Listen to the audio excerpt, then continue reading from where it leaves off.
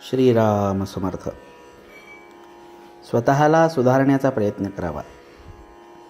वास्तविक काही न करणे, आपण काही करतो आहोत किंवा आपल्याला काही करायचे आहे असे न वाटणे हाच परमार्थ. देहाने मनाने एकसारखी चळवळ करायची आपल्याला सवय लागली आहे. देहाला स्वस्थ बसायला लावणे कठीण, मनाला स्वस्थ बसायला लावणे हे त्यापेक्षा कठीण आणि देहाने कर्म करीत असताना मनाला स्वस्थ बसविणे हे अत्यंत कठीण. मनाला खरे म्हणजे स्वास्थ्य हवे, पण ते मिळवण्याकरता साधन म्हणजे प्रयत्न करणे जरूर आहे. मनाचे स्वास्थ्य बिघडायला कारणे 3. 1. आपल्या इच्छेविरुद्ध गोष्ट होणे. 2. मागच्या आपल्या बऱ्या वाईट कर्मांची आठवण होणे. आणि 3. उद्याची काळजी लागणे. आता जो तो आपल्या इच्छेप्रमाणे व्हावे असे म्हणणार, मग सर्व तुमच्या इच्छेप्रमाणे कसे चालतील? तुमच्या इच्छेविरुद्ध गोष्टी होणारच. तेव्हा स्वास्थ्य बिघडू न देण्यासाठी आपली इच्छाच नाहीशी करावी. अमुक गोष्ट मिळावी ही बुद्धीच नाही ठेवू. हाव सोडावी, लोकांची आस सोडावी. जे काही होते ते रामाच्या इच्छेने झाले म्हणावे. प्रत्येक गोष्ट रामाने केली म्हणणे म्हणजे अखंड भगवंताच्या अनुसंधानात राहणे. आपला अहमपणा खरोखर किती खोल गेला आहे पहा.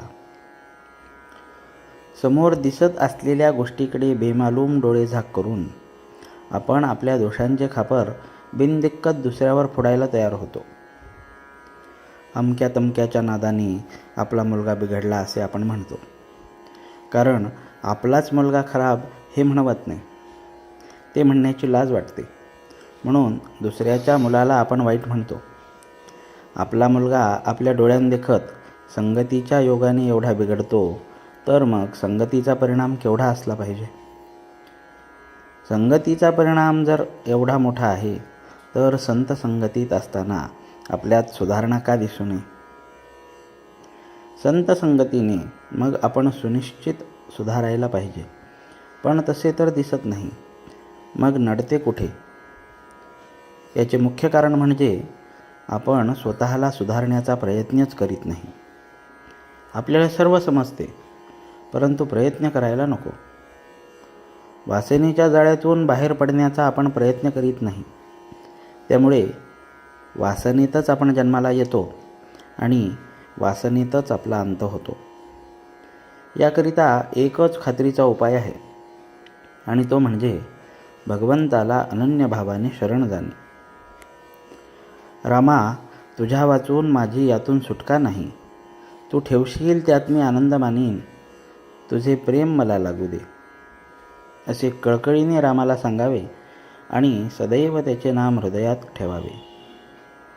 तो उदार परमात्मा तुमच्यावर कृपा केल्याशिवाय राहणार नाही याची खात्री बाळगा. वासना मारायला भगवंताचे अधिष्ठान हा एकच उपाय आहे. जानकी जीवन स्मरण. जय जय राम.